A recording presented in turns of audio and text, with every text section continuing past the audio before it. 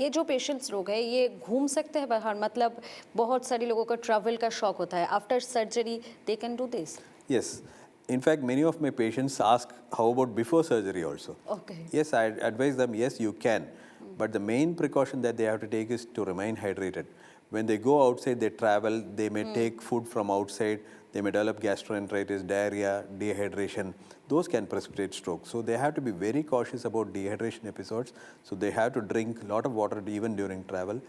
And after surgery, when they are back to their routine lives, definitely they can travel. But again, with a caution that they have to remain hydrated until the brain blood supply restores back to normal. मतलब ये patient को कभी भी dehydrate नहीं होना चाहिए, Yes, मतलब that is the all key. Time पानी पीना है, मतलब Yes. Water.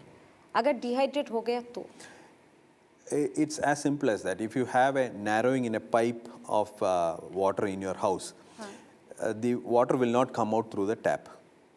So if you increase the pressure, yes, the flow of water will increase through the tap. So similarly, if you have a block in the main blood vessel of the brain, if you increase the pressure of the blood into the brain, yes, the blood supply will increase.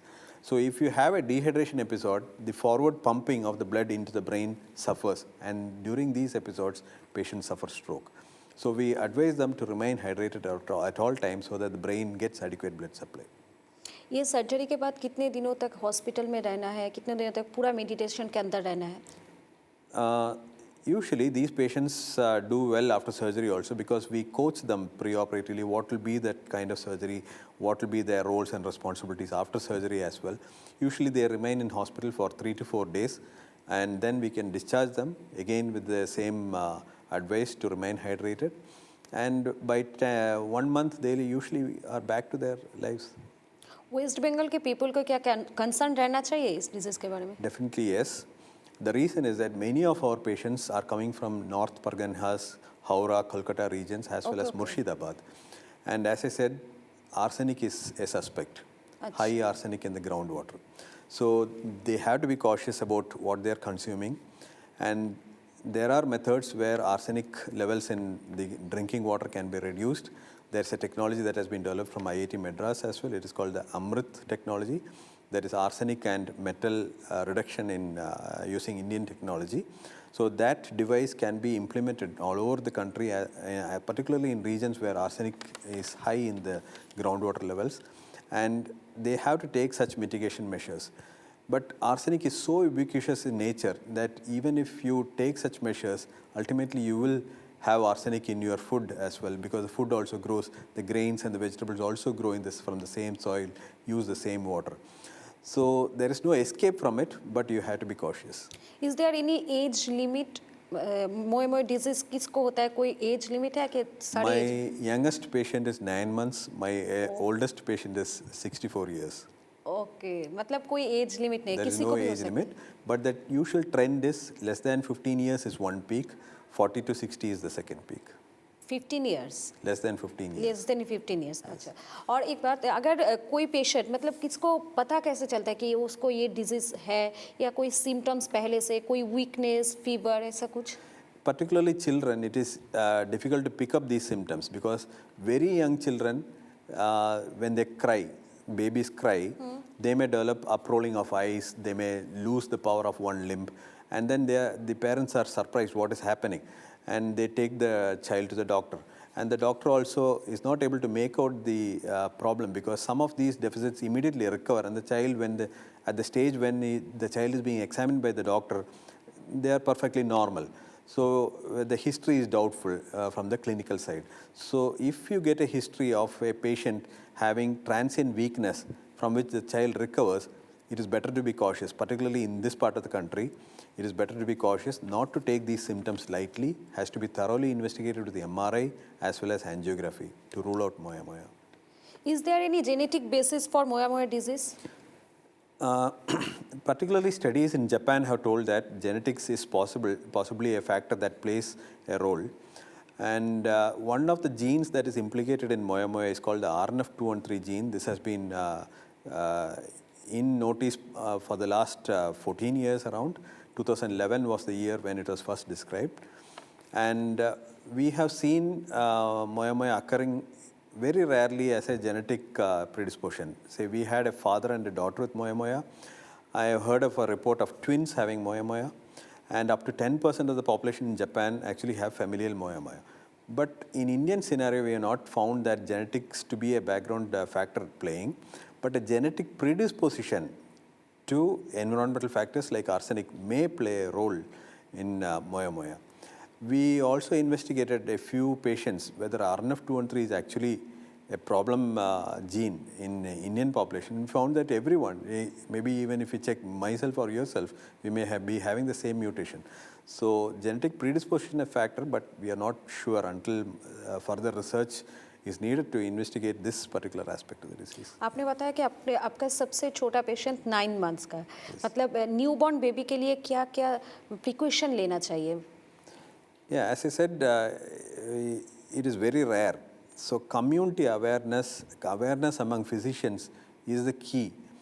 You should be aware that yes, this disease exists in the community. It is not a disease of Japan or Eastern China. It is there in India also. If you have a child that develops a transient weakness, definitely you have to get investigated, particularly in the light of moya. Precaution क्या लेना चाहिए? Precautions in the sense the same, the hydration. If it is a very small baby, yes, the mother has to feed the baby particularly aggressively so that the child remains hydrated. Formula feeds may be tried in older children, and even more older children like more than 3 years, they have to be coaxed to drinking a lot of water, juices and other things so that they remain well hydrated. मतलब dehydrate नहीं होना चाहिए body? Dehydrate नहीं होना चाहिए. इस summer is difficult for this babies? अगर बहुत ज़्यादा गर्मी होता है तो बच्चे के लिए बहुत ज़्यादा प्रॉब्लम हो सकता है। Yes, definitely yes. Those are the periods when this disease actually comes to clinical attention. Okay. Dehydration, exertion, sweating, excess sweating. Okay. और जो लोग मतलब बहुत ज़्यादा गर्मी जब होता है, जो लोग घर से बाहर जाते हैं, उनको भी ये सारे प्रिकॉशन लेना चाहिए? For the community, yes. For those patients who have been diagnosed with moya, definitely yes, you have to remain hydrated. I always tell my patients to carry a bottle of water. Keep on drinking every hour, take a sip. Yes, that will prevent stroke for these patients. मतलब पानी हर time पीना चाहिए। Yes, water is life. Water is life. और जो लोग ये surgery करके अभी नॉर्मल लाइफ में आ रहे हैं, उन लोगों को क्या क्या करना चाहिए? मतलब दोबारा ना हो, मतलब सेकंड चांस हो सकता है क्या? सेकंड टाइम हो सकता है? Very rarely patients have developed stroke. In around 100 patients, just one patient developed a stroke after surgery. We found that the brain has not taken up the revascularization well, and we did an additional procedure for that particular patient. Very rare, मतलब second time होने का chances बहुत कम है। If evaluated thoroughly and a thorough surgery is done, most of these patients do very well. और एक बात, जो patient हैं जो हॉस्पिटल से डिस्चार्ज होकर घर जा रहे हैं, उसके बाद घर में कितने दिनों तक उन लोगों को सारे के सारे प्रोसीड्यूर फॉलो करना है? For up to 1 month, they have to be extremely cautious. They have to be literally force hydrated. They have to force themselves to be hydrated at all times. Up to 3 months, yes, you have to be cautious, but beyond 3 months, they usually do very well without any symptoms. और review checkup कितने time करना चाहिए? We usually advocate a review first in 2 weeks, then 6 weeks, 3 months, 6 months, and a year, and then yearly. We do follow-up scans to understand how well the blood supply of the brain has improved. If that blood supply has improved reasonably, they are discharged from follow-up also. जो patient आप लोगों के hospital में आते हैं, उनको आप लोग कैसे टेक केयर करते हैं? First is that we reassure these patients. Yes, you have a disease, it's a rare disease. And second thing, we tell them that it is not a disease that you can die from.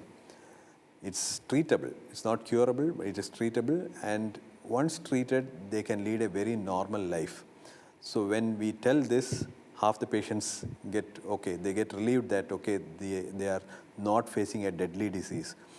And second thing, we inform them clearly about what the surgery is going to be, what their life over the next 2 or 3 months during the surgery and after the surgery is going to be. And third, we also tell them what precautions to be taken before surgery, during surgery, and after surgery. So once informed, the anxiety of the unknown, what is going to happen to me during surgery, once that is relieved, most of these patients do very well. আজকের মতো এখানেই শেষ করছি, দেখা হবে পরবর্তী এপিসোডে। নমস্কার।